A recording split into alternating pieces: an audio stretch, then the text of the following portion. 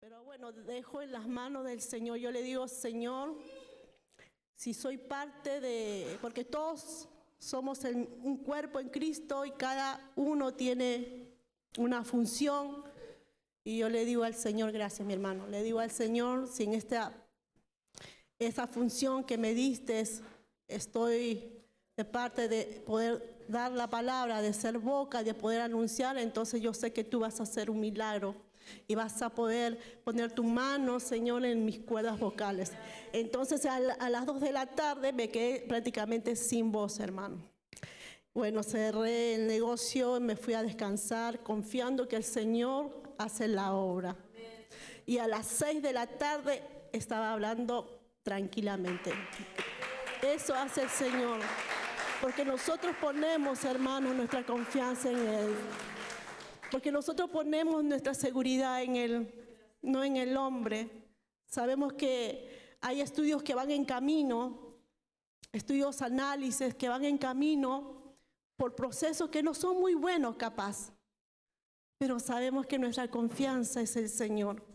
Y Él lo permite porque sabe el Señor que puede tratar de esa manera, o va a tratar de esa manera, para que nosotros podamos acercarnos a Él y poder crecer nuestra fe.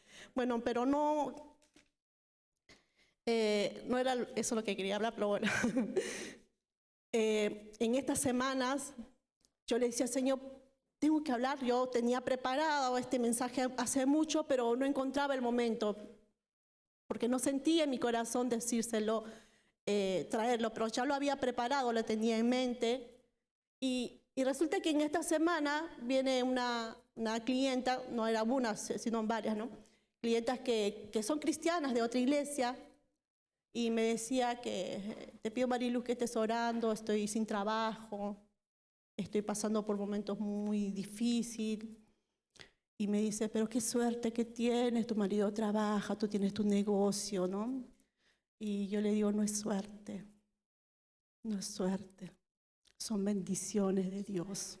Y eso que me motivó esta semana, me motivó a decir, bueno, hoy voy a traer la palabra. Y le puse como título a esta prédica, ¿no? No es cuestión de suerte.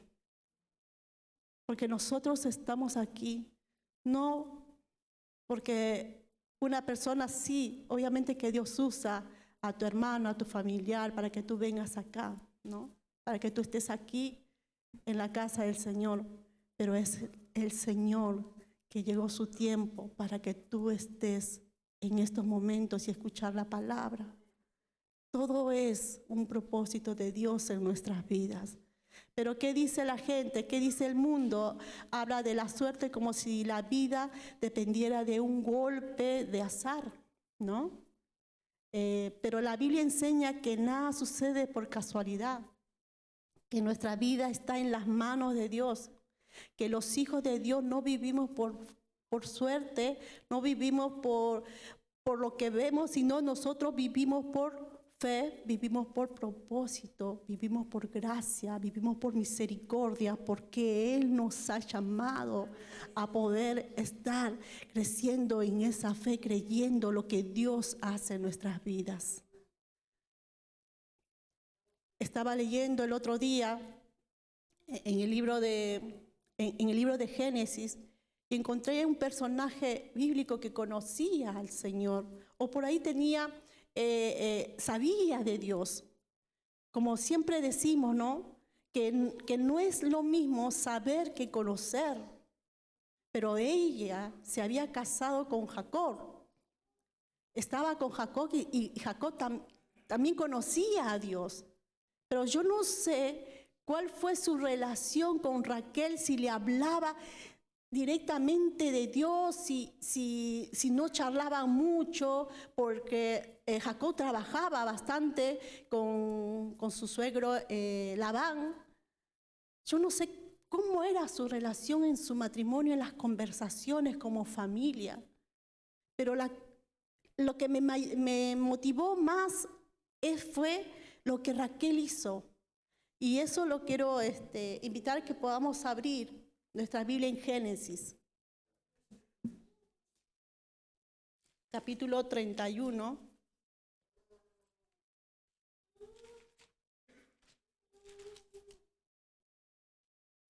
versículo 19. Quiero hablar un poquito de su contexto.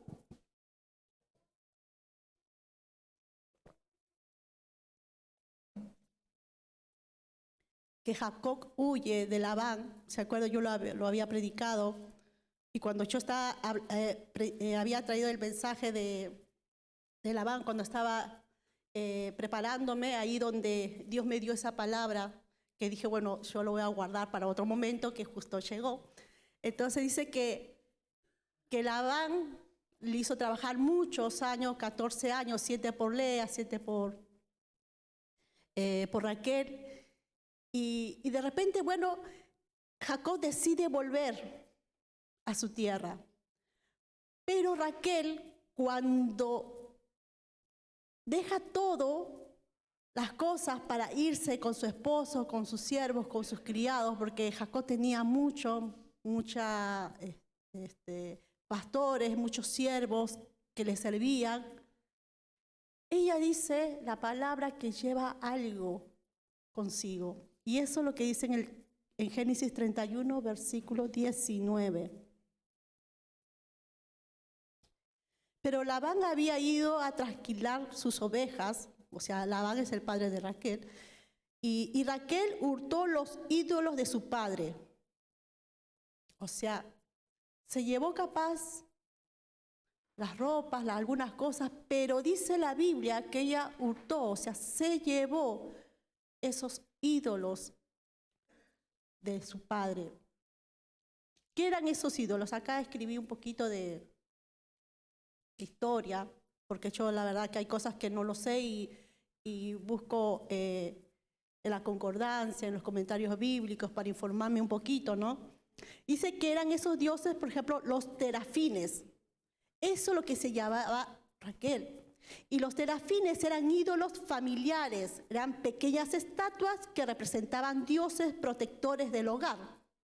Entonces, cada vez que Labán el padre de Raquel tenía un problema, siempre él iba a consultar a ese terafín, a ese ídolo. Pero bueno, se puede entender porque Labán no conocía a Dios. El que conocía a Dios era Jacob. Y si Jacob, siendo el esposo, conocía a Dios, yo me imagino que le habrá hablado también a Raquel, diciendo de que esos ídolos delante de Dios no está bien. Ahora, no sabemos, porque la Biblia dice solamente eso, que ella los hurtó y se los llevó en el camino. Y cuando de repente Labán viene, se da cuenta, porque él fue a pastorear las ovejas, cuando Labán se da cuenta, llega a su casa y se da cuenta que no estaban sus ídolos. No estaba Jacob, no estaban sus hijas, no estaban sus siervos, todo lo que le pertenecía a Jacob. Se había dado cuenta que Jacob se había ido.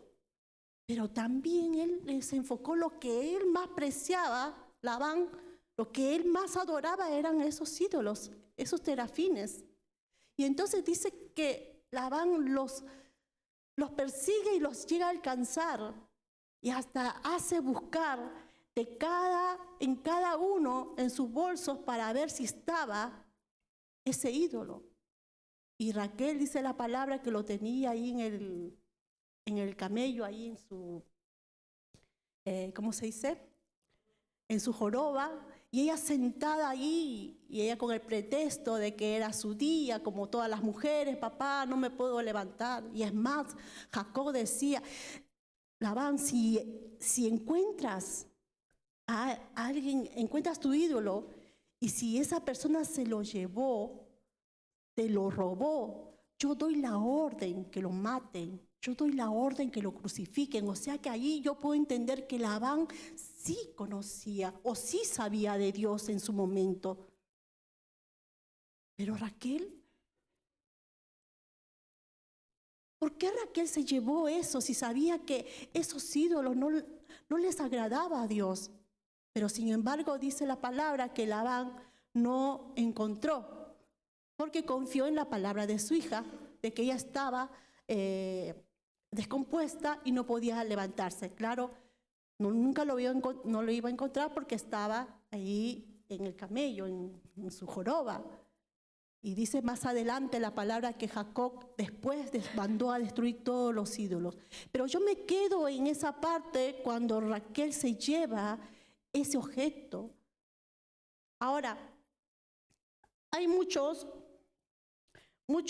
comentarios que pude sacar un poquito buscando, analizando ese tema, porque a mí me quedó mucha curiosidad, porque una persona que conoce a Dios se lleva a esos ídolos, ¿no? Y dice, pues son algunas razones, ¿no? Tal vez que Raquel aún no había dejado del todo las prácticas de la idolatría y los tomó porque creía que le traerían protección. Eso es un comentario. Dios le digo que es un comentario porque eso no está en la Biblia. Pero otro comentario dice que algunas tradiciones antiguas, los terafines daban derecho legal a la herencia del padre. O sea, si el ídolo, este terafín, estaba en un hogar, tenía esa familia el derecho de poder adquirir herencias. Ese es otro comentario, ¿no? Y quizás quiso evitar que su padre los usaría para consultar oráculos y descubrir el camino de Jacob, una práctica supersticiosa común en esa época. Por ahí pensaba ella, como Labán siempre consultaba a esos ídolos, entonces por ahí ella se imaginó, según el comentarista, se imaginó por ahí de que él va a consultar y detrás de esos ídolos, ¿quién está? Satanás. Y uno cree en esas cosas, ¿no? Uno cree que dice, bueno, yo voy a consultar al gauchito Gil. Él está muerto. Pero uno cree y estamos haciendo ídolos, pero detrás de esto, ¿quién está? Satanás, para que puedan seguir creyendo que es Dios o es ese ídolo que lo está haciendo, pero realmente la palabra de Dios dice, uno de los mandamientos, dice que nosotros no tenemos que adorar ídolos.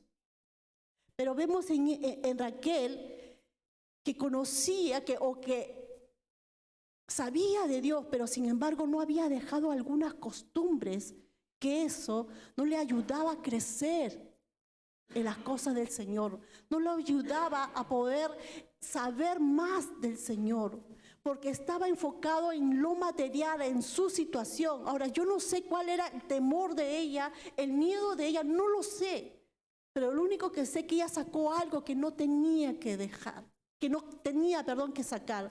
Tenía que dejar lo que era de su padre, porque no era de ella, dice la Biblia, era de su padre y tenía que dejarlo ahí. No tenía que sacar, pero sin embargo ella quiso traer las costumbres que su padre ya le había enseñado seguramente desde niña, porque en el Antiguo Testamento eran así, adoraban a ídolos, creían en costumbres, creían en las supersticiones. Entonces va creciendo y esto va pasando, le enseño a mi hija lo enseña a mi nieta, y así va de generación en generación, son enseñados de generación en generación las costumbres. Yo me acuerdo cuando mi mamá, cuando no conocía a Cristo, ella le ponía velita a San Martín de Porres, que era un sacerdote allá en Perú, y lo consideraron como un santo. Entonces yo cuando llego y crezco más o menos 5 años, 6 años, yo hacía lo mismo, le ponía velita a San Martín de Porres, porque eso es lo que yo vi de mi mamá. Pero yo no había todavía conocido al Señor. Pero mi corazón buscaba algo especial en mi corazón de Dios. Yo quería sentir a Dios. Recuerdo que me iba a los testigos, me iba a los mormones, me iba a los evangélicos, me iba a la iglesia católica, me iba por todas partes donde me invitaban, ahí estaba. Ahora yo no sé, y soy sincera, no lo sé, porque en cada invitación era porque había un festejo, ya sea por el Día del Niño. Ahora yo no sé si iba por los regalitos, yo no sé si iba porque iba a haber comida, no lo sé. Pero lo que sé que me gustaba ir en donde se hablara de Dios. Donde se hablara de Dios me gustaba ir, ya sea en cualquier lugar. Entonces en mi inmadurez, yo buscaba a Dios, pero no era lo correcto. Todavía yo no había aprendido esto. Pero vemos que muchos dicen, ¿no? Tuviste suerte de que no te pasó nada en el accidente, ¿no? Pero nosotros sabemos que no fue suerte, fue la mano de Dios protegiéndonos. Fue la mano de Dios cubriéndonos. Fue la mano de Dios que está respaldándonos en nuestras vidas, ¿no?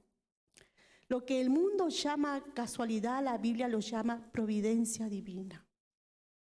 Lo que el mundo dice, qué suerte que tienes, nosotros llamamos bendición de Dios. Porque vemos la mano de Dios en nuestro trabajo, en nuestra familia, en lo que nosotros emprendamos, en lo que hacemos. Vemos la mano de Dios y sabemos que no es suerte nada. Yo recuerdo que cuando mi cliente, que es cristiana, me decía, qué suerte que tienes tu negocio. Me dice, qué suerte, porque ella sabe que yo hago disfraces y ahora justo esta semana por el tema de la primavera estoy agarrando algunas cosas, algunos trabajos. Me dice, qué suerte. Le digo, no es suerte, es confianza en el Señor. Es poner tu seguridad en Él, saber que Él te sostiene, saber que Él va a poner la mano ahí cuando llegue el momento justo y Él va a abrir puertas o cierra puertas, pero Él es el que te bendice, Él es el que te provee.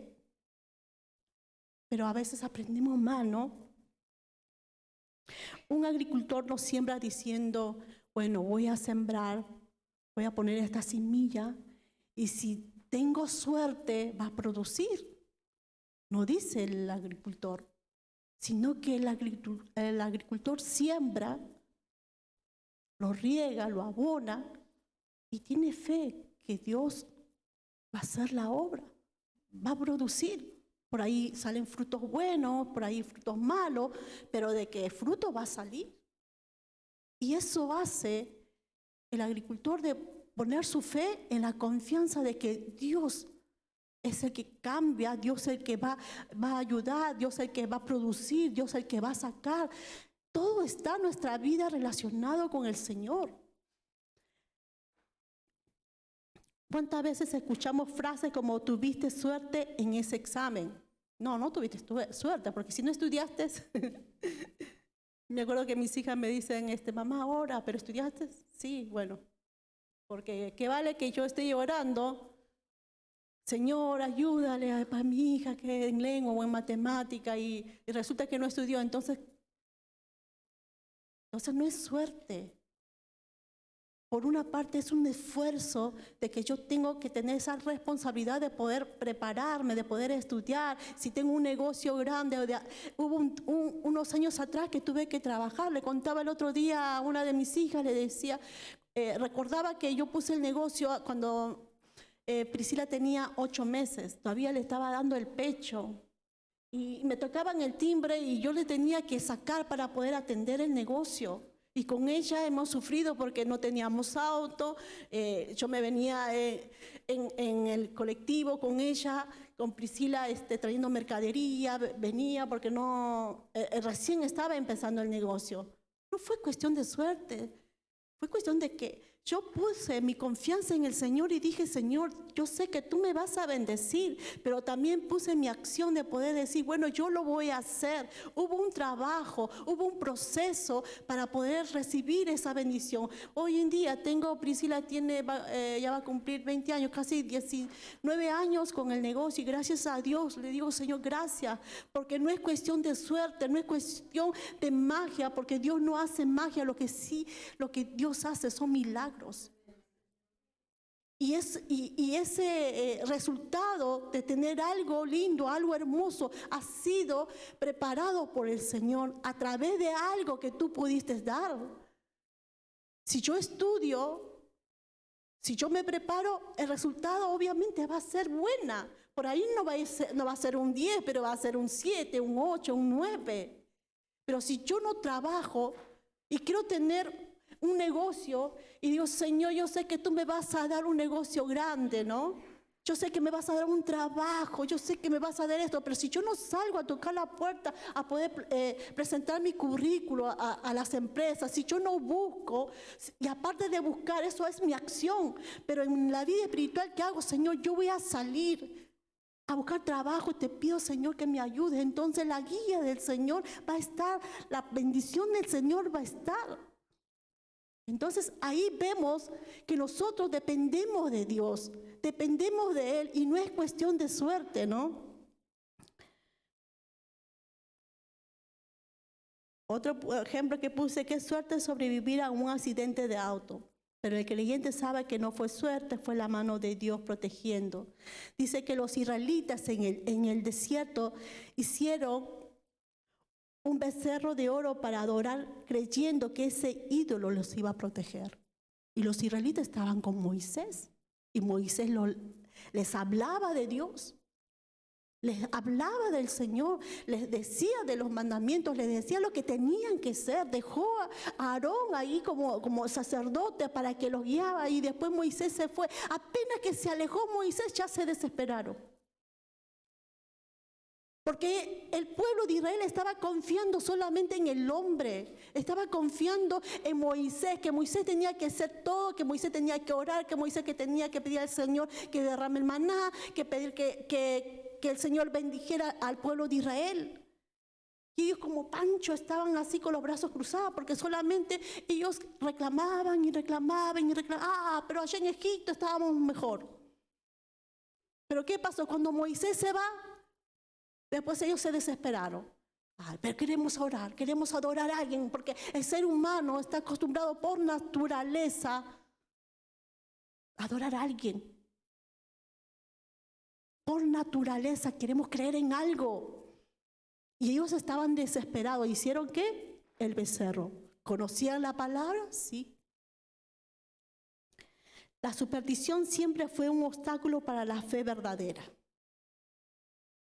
Porque mis ojos están puestos en lo que yo veo y no en lo que Dios puede hacer. El rey Saúl en su desesperación consultó a la adivina de Endor para invocar el espíritu de Samuel. Pero ¿en qué momento, hermanos, hizo eso el rey Saúl? Cuando el espíritu de Dios ya no estaba con él. ¿Conocía, sabía de Dios? Sí, sabía. Y es más, dice la palabra que rey Saúl, dice su espíritu estaba inquieto, él no estaba bien, algo le atormentaba, entonces mandaban a llamar a David para que tocara el arpa y su corazón pudiera volver a revivir el espíritu, su espíritu pueda ser renovado. Pero dice la palabra que Saúl se había apartado de Dios. Y cuando yo me alejo de Dios, vuelvo, hermanos, a esas costumbres que uno hacía en el pasado, acciones, actitudes que uno deja en el pasado, porque me alejo del Señor. Y Saúl dice que se va a consultar con esta divina. Quiero evitarles en el libro de Hechos, dice que la Biblia habla que los creyentes de Éfeso, algunos guardaban libros de magia hasta que al encontrarse con Cristo los quemaron públicamente. Hechos capítulo 19.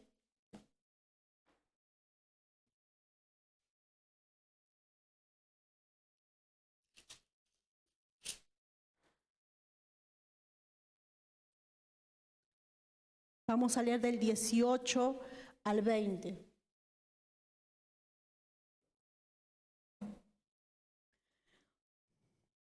Y muchos de los que habían creído venían confesando y dando cuenta de sus hechos.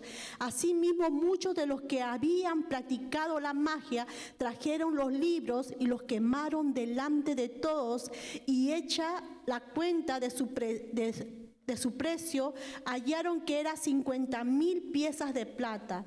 Así crecían y prevalecían poderosamente la palabra del Señor.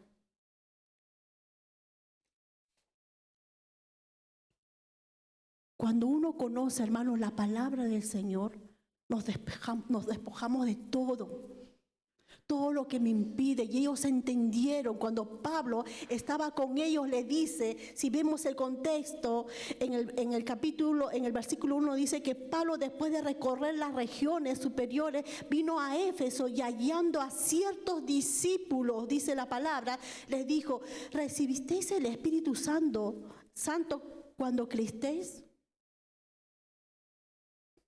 Y ellos le dijeron: ni siquiera hemos oído si hay Espíritu Santo. Entonces dijo: ¿en qué pues fuiste bautizado? Ellos dijeron: en el bautismo de Juan. O sea, ellos solamente estaban haciendo o cumpliendo las costumbres. Juan venía y bautizaba. Bueno, voy a hacer, yo también me quiero bautizar, yo también, pero no había un encuentro con el Señor, porque todavía seguían en sus cosas, todavía seguían en sus ídolos, todavía seguían en sus costumbres paganas, dice la palabra. ¿Y qué pasa? Dice, y dijo Pablo: Juan bautizó con bautismo del arrepentimiento, diciendo al pueblo que creyesen en aquel que vendría después de él, esto es, en Jesús el Cristo. Cuando oyeron esto, fueron bautizados en el nombre del Señor Jesús.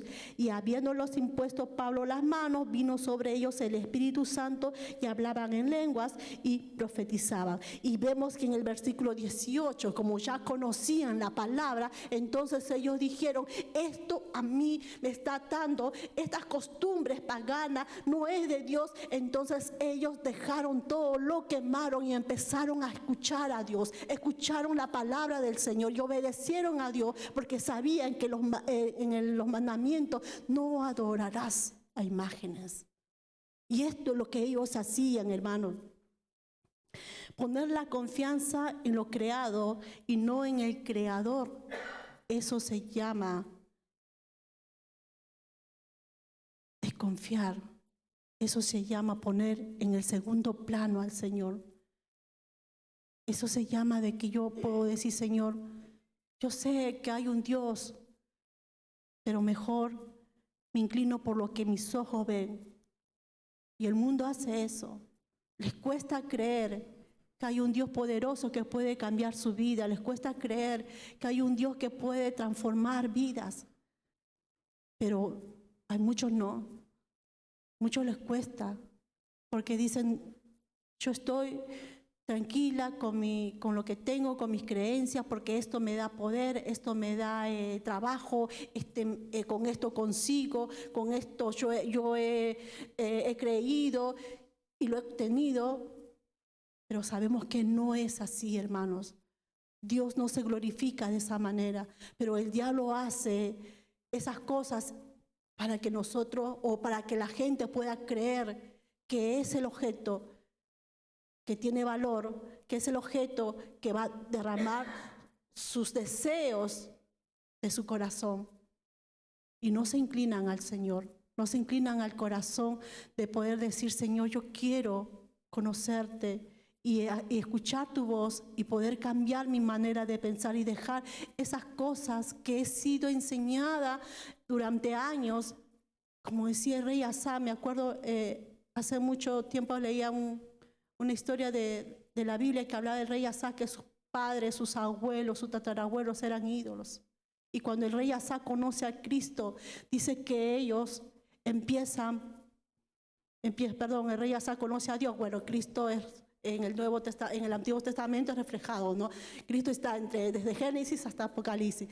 Pero cuando el rey Asa empieza a construir el templo, dijo: todo lo que he aprendido de mi generación yo lo desecho y empiezo a cambiar desde aquí en adelante mi generación para que conozcan a Dios.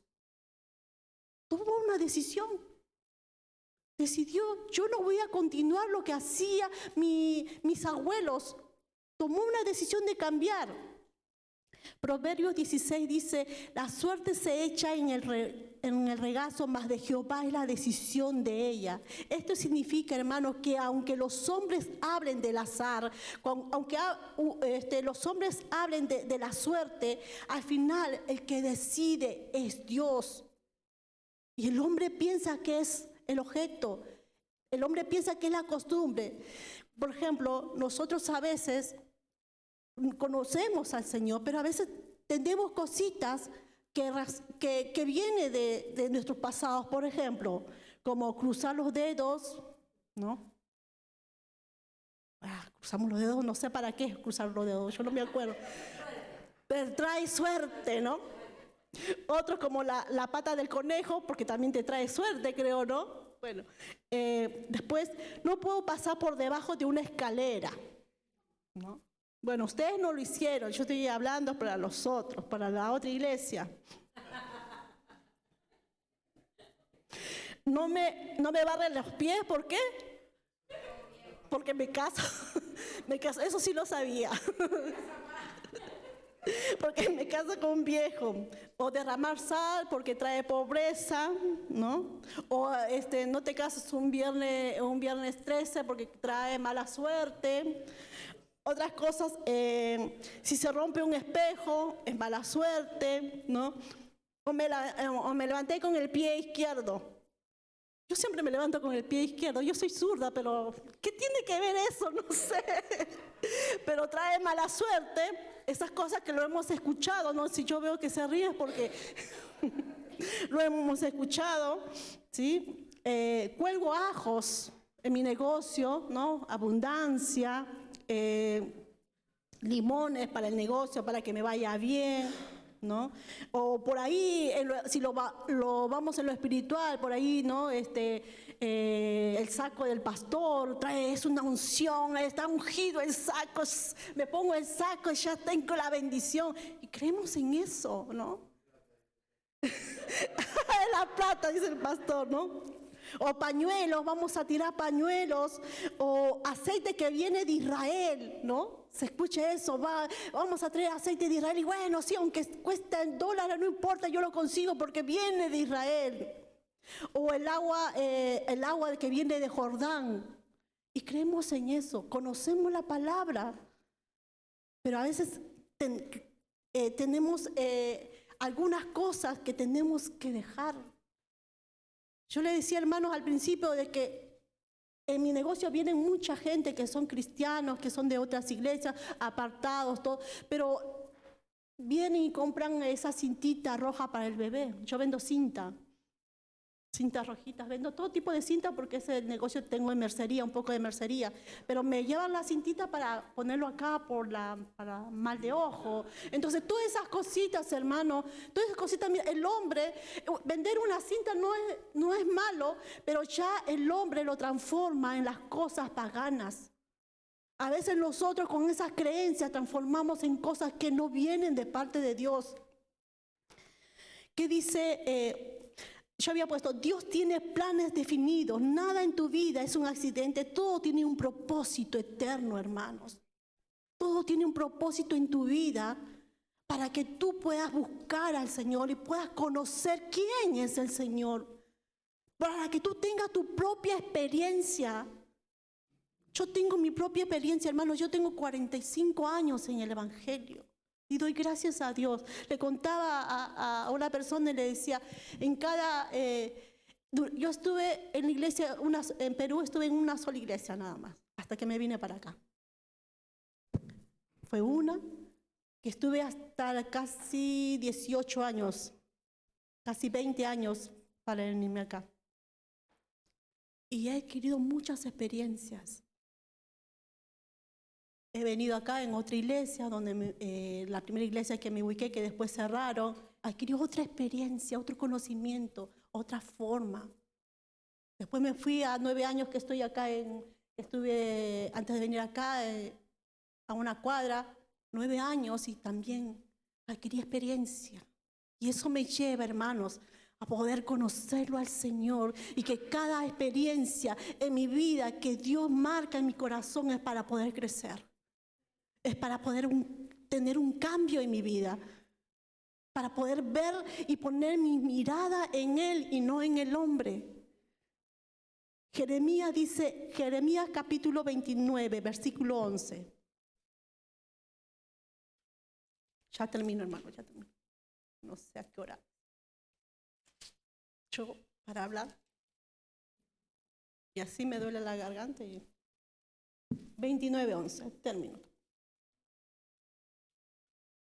Porque yo sé los pensamientos que tengo acerca de vosotros, dice Jehová, pensamientos de paz y no de mal, para darlos el fin que esperas. Esos son los pensamientos que tiene Dios en tu vida. No son tus creencias, no son las tradiciones que tú tienes agarrando de tu pasado. Dios quiere que tus pensamientos se puedan estar alineados con el pensamiento del Señor. No tenemos suerte, tenemos obediencia. En Deuteronomio dice, acontecerá que si oyeres atentamente la voz de Jehová tu Dios, vendrá sobre ti estas bendiciones. Son bendiciones si escuchamos la voz de Dios. Son bendiciones que se va a transformar en nuestro día a día, hermano. Cada día nosotros tenemos la bendición del Señor apenas que nos levantamos, apenas que abrimos nuestros ojos y decimos, gracias Señor, hoy es un día más. La bendición no cae por casualidad, sino como fruto de escuchar y de obedecer a Dios. Esa es la bendición que viene de parte de Dios.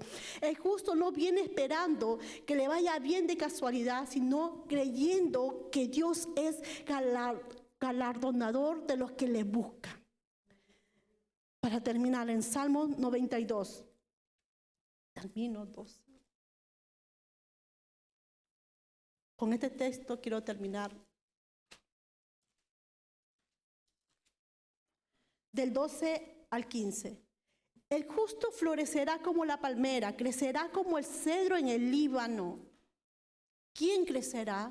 El justo. ¿Quién florecerá? El justo, hermano. Plantados en la casa de Jehová, en los atrios de nuestro Dios, florecerán. O sea, en la presencia de Dios vamos a florecer. Aún en la vejez fructificarán, estarán vigorosos y verdes. Por ahí en lo físico vamos a estar más viejitos, pero en lo interior vamos a ser renovados. Vamos a ser jóvenes en lo interior. ¿Por qué? Porque la presencia del Señor es lo que va a reflejar en nuestra vida. Nos vamos a llenar de sabiduría, nos vamos a llenar de conocimiento. Vamos envejeciendo, pero vamos adquiriendo más conocimiento para que el Señor nos use y poder guiar a los jóvenes, poder guiar a los adolescentes, poder enseñar a nuestra familia. El Señor va derramando sabiduría aún en nuestra vejez. No es que se ha terminado todo. Para anunciar que Jehová mi fortaleza es recto y que en él no hay injusticia. Por tanto, no desmayemos antes, aunque nuestro hombre exterior se va desgastando, el interior no obstante se renueva de día a día, hermano. Y es el día a día que nosotros vemos su misericordia. No es cuestión de suerte. Quiero que se pongan de pie, vamos a terminar orando. No es cuestión de suerte. No es cuestión de suerte que el pastor tenga una empresa. Él mismo lo cuenta de hace años que él desde niño está trabajando, pero él recibe la bendición de Dios en su negocio porque él está dependiendo de Dios. No es cuestión de suerte que tú tengas un buen trabajo porque te has esforzado, y si tienes 30 años trabajando ahí, no es cuestión de suerte, es porque te has esforzado y haber sido un buen trabajador responsable, porque el Señor te ha guardado, el Señor te ha ayudado. Nada lo que tenemos, los hijos que tenemos, te dicen, qué hermoso, qué suerte tienen los hijos. No es cuestión de suerte. Para eso hubo una enseñanza de parte de los padres, una preparación de poder inculcarle a nuestros hijos la palabra de Dios. Pero también hemos podido tener el respaldo de Dios para poder enseñarlos a través de la palabra, como dice el Señor. Instruye a tu hijo en todo tiempo. Y aunque sea viejo, no se apartará de él. Volverá no sé cómo. Y eso yo lo creo. Yo lo creo eso, mi hermano. Yo creo que nuestros hijos van a volver, que nuestro esposo va a estar. Y no es cuestión de suerte tener una buena esposa, un buen esposo, o un buen trabajo, o buena familia, o lo que tengas. Hubo un trabajo allí por medio, porque nosotros hemos dependido de Dios. Dios nos ama, Dios nos restaura y Dios quiere que puedas entender que hay cosas que hay que dejar porque no son bendiciones de Dios. Si yo voy a la iglesia, yo alabo al Señor, conozco, pero estamos trayendo cosas que no le agrada al Señor. Como pensar que el objeto es que me va a dar bendición. Que el objeto, lo que yo veo, lo que yo toco es lo que me va a dar bendición. No, hermano, el Señor derrama bendición a sus hijos. Y Él es el que provee, Él es el que restaura, Él es el que cambia, Él es el que transforma. Porque nuestra mirada está en la cruz, no está en lo material. Nada nos pertenece. Nada nos pertenece, hermano. Padre amado, Dios de la gloria, te damos las gracias, Señor Jesús. Gracias, Señor, porque sabemos, Padre, que nuestra confianza está en ti. Porque sabemos, Señor, que nuestra seguridad, Padre, todo viene de ti, Padre. Señor, a ti te damos la gloria, Señor. Aunque a veces traemos costumbres pasadas, raíces, Señor, que no hemos dejado porque por ahí no hemos entendido, pero queremos, Señor, que tú estés obrando en nuestro corazón, que tú estés dando, Señor, palabra cada día, Señor, a nuestras vidas, para poder entenderte, para poder comprender, Señor, cuál es tu propósito. Yo sé, Señor, que tú nos quieres hablar día a día, pero somos nosotros que a veces por las cosas, por el afán del tiempo, por las circunstancias, Señor, cerramos los oídos y no nos damos tiempo, Señor, para poder escucharte. No damos suficiente tiempo para poder leer la Biblia, porque no solamente es cuestión de 5 minutos, o no es cuestión de leerte un capítulo entero, sino que es cuestión de que tú analices lo que Dios quiere hablarte, lo que Dios tiene para decirte. Gracias, Señor, porque sabemos que solamente tú eres el que nos bendice, tú eres el que derrama, Señor, tu bendición en tus hijos. Y no hay nada más, Señor. No es cuestión de suerte lo que tenemos, sino es cuestión de la fe que tengo en ti y de tu misericordia y de tu propósito puesto en tus hijos. Gracias te damos, Señor, en el nombre de Jesús de Nazaret. Amén y amén. Dios lo bendiga, mis hermanos.